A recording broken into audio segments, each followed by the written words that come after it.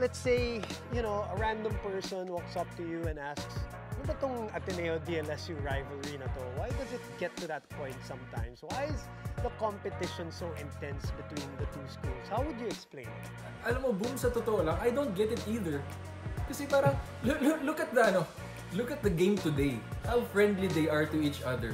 Kaya naman pala, di ba? So, saan ang gagaling yung away-away na pride na yun? Yun na yung for me na parang nag-e-enjoy lang ako mag-basketball from high school. Tapos pupunta ako dito sa college. May mga meeting from alumni, from all these people telling me na, oh, you're part of this lore, you're part of this tradition, ito nangyari dati, ito nangyari ngayon, kailangan manalo tayo dito, matalo na tayo sa lahat, huwag lang sa lasal. Ba't kailangan may away na ganyan? Bakit kailangan mainit ang dugo natin kay BJ manalo?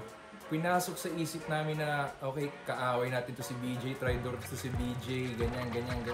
BJ was just doing a business decision at that time which players are doing it right now. Di ba?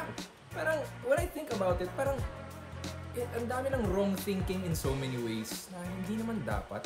People are competing, people are trying to secure their futures, they're trying to make the most out of their careers, their opportunities. Kaya siguro parang hindi rin ako nagpapadala masyado sa loob ng court. Kasi I look at it differently. Parang I respect a lot of people from LaSalle. I have so much respect for them na parang it would be so petty and immature for me to fight them parang sa loob ng court na wala naman dahilan. We're just pagalingan lang naman to. Kung mas magaling kayo sa amin, di kailangan namin pagaling and vice versa, di ba?